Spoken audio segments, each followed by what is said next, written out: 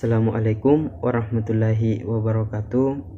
Perkenalkan, nama saya Ahmad Akbar, NIM 1931041160, kelas PJKRD, jurusan Pendidikan Jasmani, Kesehatan dan Rekreasi. Baik, pada kesempatan kali ini saya akan memaparkan materi mengenai perilaku. A. Definisi perilaku. Perilaku manusia adalah sekumpulan perilaku yang dimiliki oleh manusia dan dipengaruhi oleh adat, sikap, emosi, nilai, etika, kekuasaan, persuasi, dan atau genetika.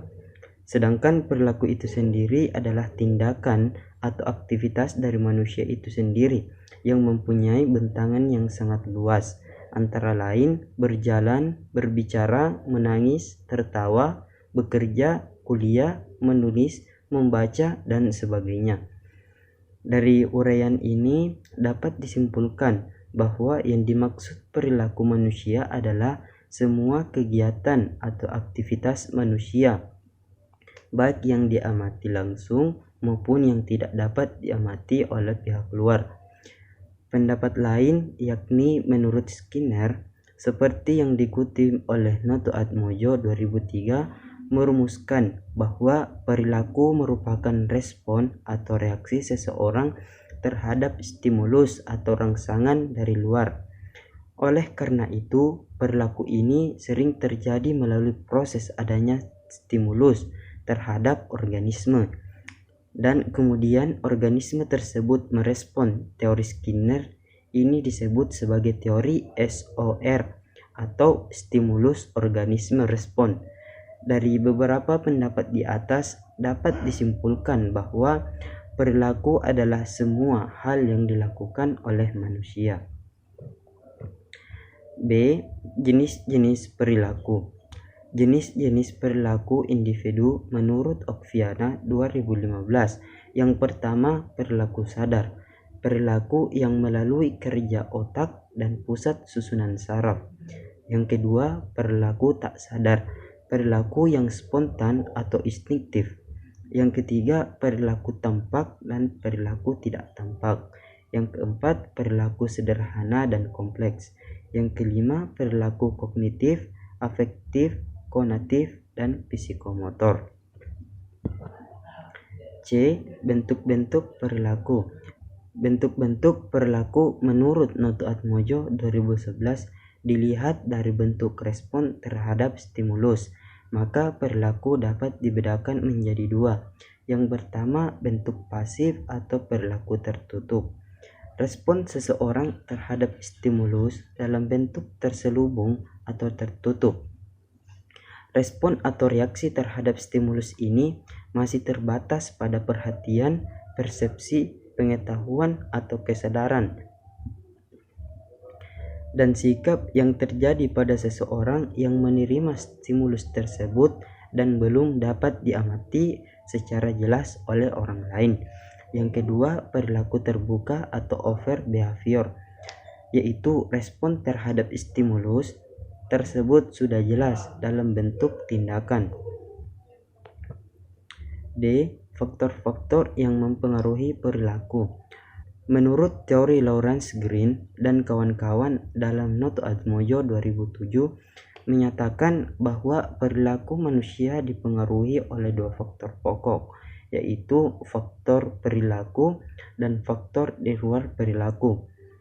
Selanjutnya, perilaku itu sendiri ditentukan atau terbentuk dari tiga faktor, yaitu faktor yang pertama, faktor predisposisi atau predisposing factor, yang mencakup pengetahuan, sikap, kepercayaan, keyakinan, nilai-nilai, dan sebagainya.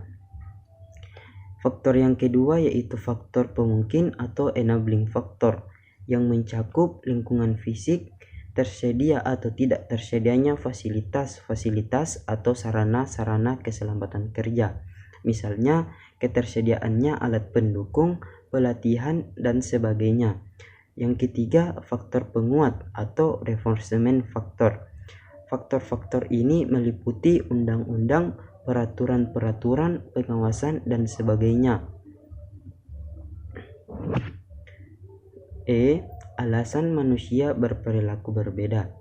Yang pertama, manusia berbeda berperilaku karena kemampuannya tidak sama. Prinsip ini penting untuk dapat memahami mengapa seseorang berbuat dan berperilaku berbeda dengan yang lainnya. Perbedaan kemampuan ini adanya yang beranggapan karena perbedaan menyerap informasi dari suatu gejala atau fenomena. Ada pula yang menganggap karena hasil didikan dan pengalaman. Lepas dari perbedaan tersebut, dapat memahami bahwa kemampuan seseorang dan yang membedakan kemampuannya. Dengan demikian dapat dipahami mengapa seseorang berperilaku yang berbeda dengan mengerjakan suatu pekerjaan yang sama. B. Seseorang memahami lingkungannya dalam hubungan dengan pengalaman masa lalu dengan kebutuhannya. Model ekspektasi seperti halnya banyak lampiran yang dipergunakan untuk memahami perilaku. Menduga bahwa orang lain berperilaku itu menurut persepsinya terhadap dunia yang dihadapi. Memahami lingkungan adalah suatu proses yang aktif di mana seseorang mencoba membuat lingkungannya itu mempunyai arti baginya. Proses yang aktif itu melibatkan seseorang individu mengakui apa yang dilihatnya dengan pengalaman masa lalu dan mengevaluasi apa yang dialami itu dalam kaitannya dengan kebutuhan dan nilai-nilainya. Lingkungan akan lebih banyak memberikan kepada manusia sebagai objek dan peristiwa dibandingkan dengan kemampuan manusia itu sendiri untuk memahami objek dan peristiwa tersebut. C. Seseorang mempunyai reaksi-reaksi senang dan tidak senang.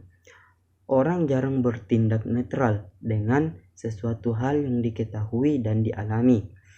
Untuk mengevaluasi sesuatu yang dialami dengan cara senang atau tidak senang, perasaan senang dan tidak senang ini akan menjadikan seseorang untuk berbuat yang berbeda dengan orang lain dalam menggapai suatu hal. Orang merasa puas atau tidak puas. Kepuasan atau tidak ini berhubungan dengan perbedaan antara harapan dan keyakinan dengan membandingkan apa yang diperoleh dalam situasi tertentu dengan apa yang diterima orang lain dalam situasi yang sama. Hasil perbandingan ini kadangkala kurang informasi mengenai bahan masukan atau input, dan hasil yang dicapai oleh orang lain tersebut kurang. Tepatnya, proses perbandingan tersebut bisa dikatakan orang tersebut telah salah persepsi. Perilaku seseorang itu ditentukan oleh banyak faktor. Ada kalanya perilaku seseorang dipengaruhi oleh kemampuannya, ada pula kebutuhannya, dan ada juga dipengaruhi oleh pengharapan dan lingkungannya. Lembaga pendidikan bisa mempengaruhi perilaku seseorang dengan merubah satu atau beberapa faktor penentu dari perilaku individu. Kesemuanya terbuka untuk dipengaruhi. Kebutuhan dan kemampuan tertentu umumnya sulit dipengaruhi karena mereka sering dibatasi oleh sifat psikologis dari seseorang, latar belakang, dan pengalamannya. Ada beberapa faktor lain penentu perilaku, yaitu A. Sifat adalah sistem syaraf jiwa atau neuropsikis yang umum dan terarah pada individu sehingga memiliki kemampuan untuk memulai dan mengarahkan bentuk-bentuk yang konsisten dari perilaku ekspresif yang tersusun dari sejumlah kebiasaan. B. Sikap kecenderungan berperilaku yang selalu dikaitkan dengan suatu objek. C. Minat kecenderungan individu untuk memiliki suatu kegiatan tertentu di antara sejumlah kegiatan yang ada. Pengaruh langsung dari lingkungan tempat latihan akan memberi pengaruh dalam perubahan perilaku seseorang. Perilaku manusia tidak dapat lepas dari keadaan individu itu sendiri dan lingkungan di mana individu itu berada. Dalam hal ini, ada beberapa teori tentang perilaku. A. Teori insting. Teori ini dikemukakan oleh McDougall bahwa perilaku itu disebabkan oleh insting. Insting merupakan perilaku yang innate, perilaku yang bawaan dan akan mengalami perubahan karena pengalaman.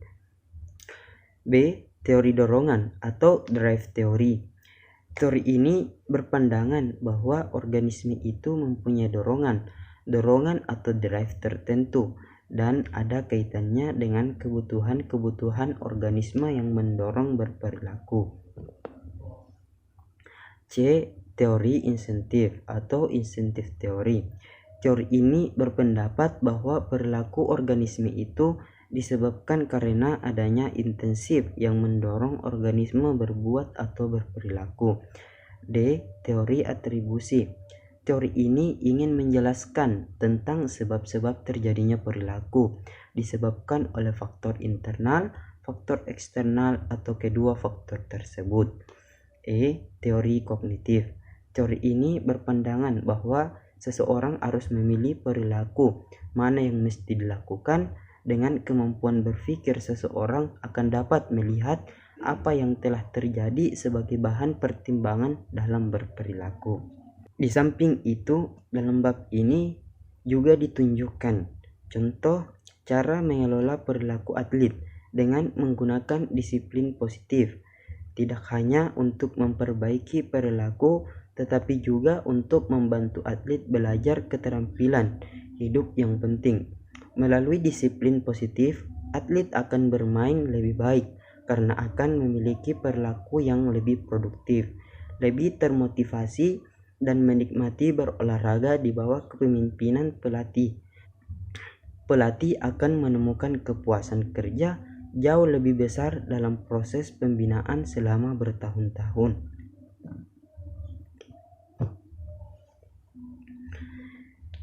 Disiplin adalah istilah negatif bagi kebanyakan dari seseorang.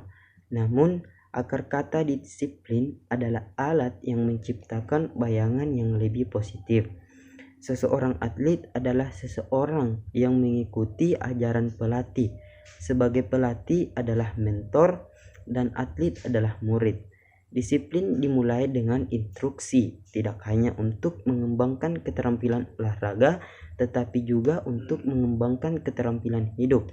Instruksi diikuti dengan pelatihan yang menyediakan kesempatan untuk berlatih keterampilan. Ketika atlet berlatih, pelatih membantu atlet dengan memperbaiki kesalahan yang ada pada diri atlet berkaitan dengan keterampilan olahraga. Kadang-kadang pelatih menganggap bahwa kemampuan atlet olahraga tersebut tahu bagaimana mengelola emosi, tahu benar dan salah, dan memiliki disiplin diri. Jadi ketika atlet berbuat salah atau berbuat jahat, pelatih segera memperbaiki perilaku. Namun atlet mungkin tidak tahu bagaimana melakukan keterampilan atau berperilaku dengan tepat, atau mungkin tidak menguasai kontrol diri. Dalam kasus seperti pelatih perlu terlebih dahulu mengajar, kemudian memberikan kesempatan untuk berlatih, dan akhirnya untuk memperbaiki kesalahan. Disiplin positif tentang pemahaman disiplin yang lebih baik dari sekedar mengoreksi perilaku, melainkan tentang mengajar perilaku juga. Bila menggunakan pendekatan disiplin positif, pelatih harus membedakan antara dua jenis kesalahan atau misbehaviors. Pertama adalah ketika atlet mencoba untuk melakukan keterampilan atau perilaku tetapi tidak bisa karena atlet tidak tahu bagaimana cara atau belum menguasainya. Kedua adalah ketika atlet sengaja bertingkah.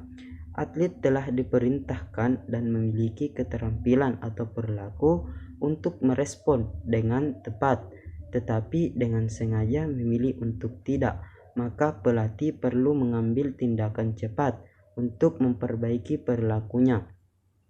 Kuncinya di sini adalah mengetahui ketika atlet Anda membutuhkan pengajaran dan ketika membutuhkan koreksi. Disiplin positif adalah sikap terhadap pembinaan atlet yang konstruktif, bukan destruktif. Ini membantu pelatih memberikan cukup bimbingan untuk mengarahkan pertumbuhan atlet.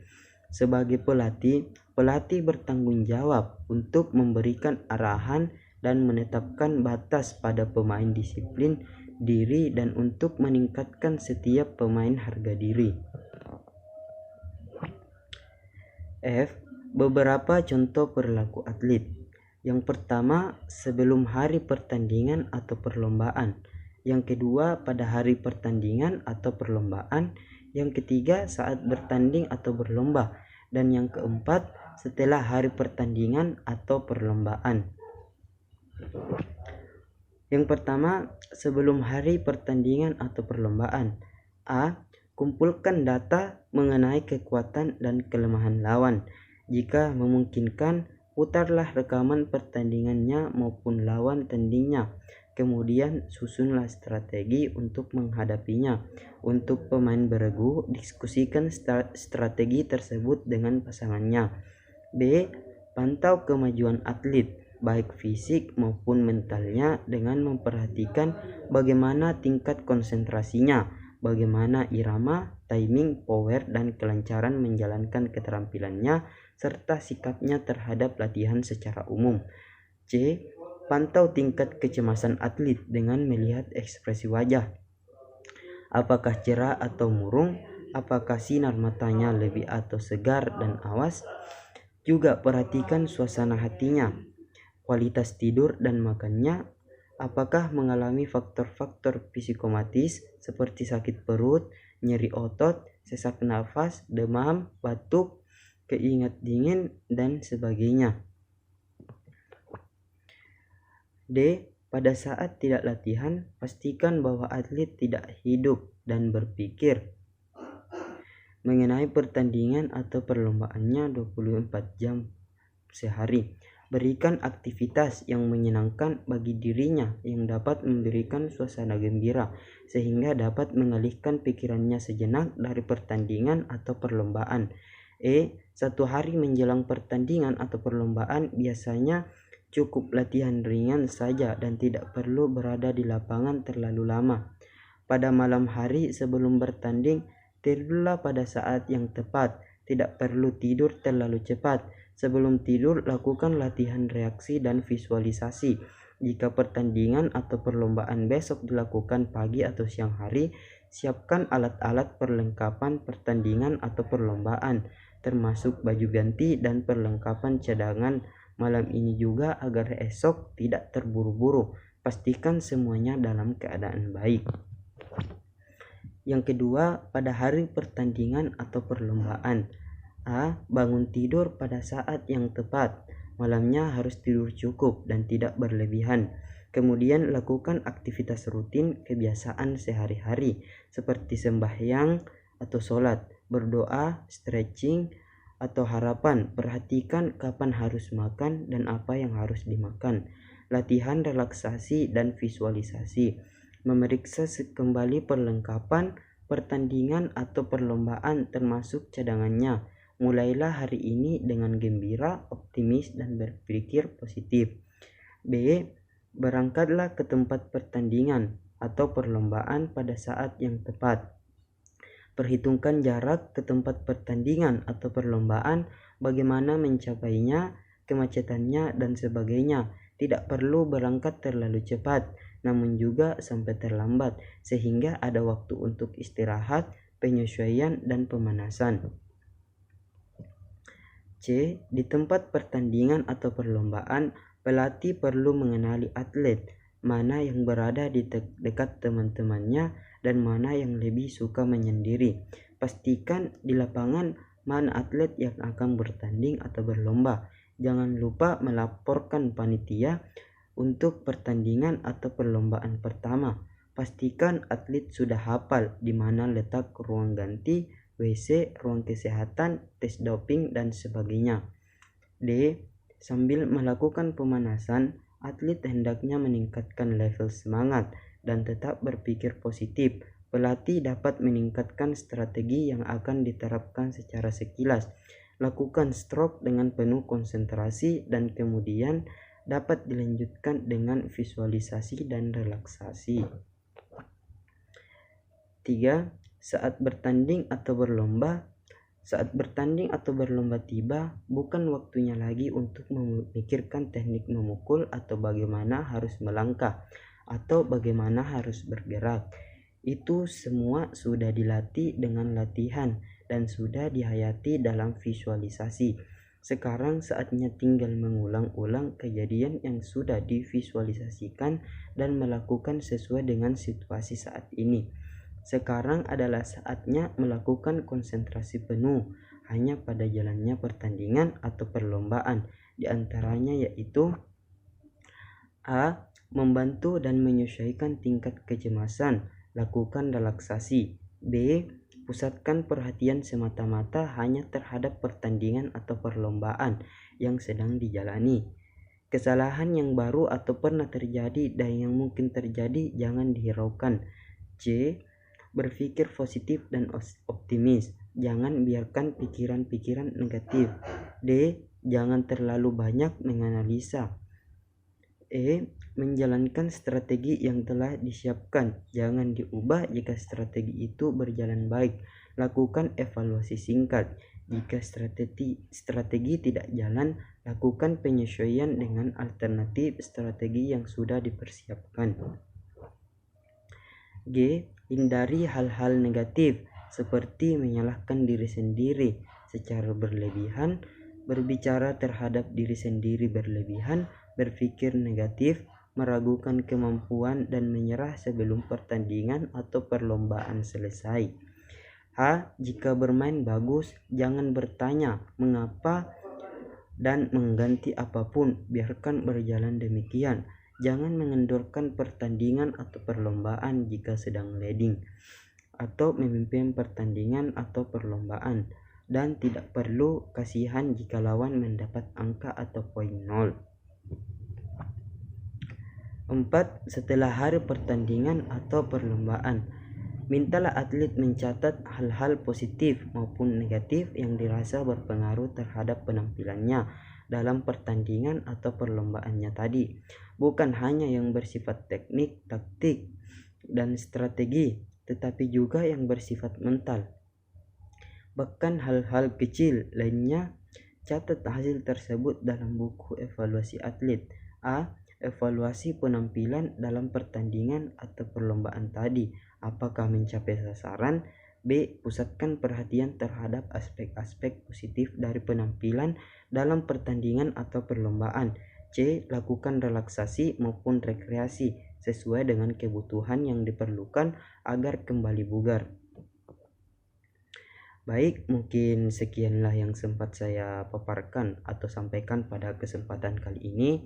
Kurang dan lebihnya mohon dimaafkan. Saya akhiri dengan ucapan wabillahi taufiq wal hidayah. Wassalamualaikum warahmatullahi wabarakatuh.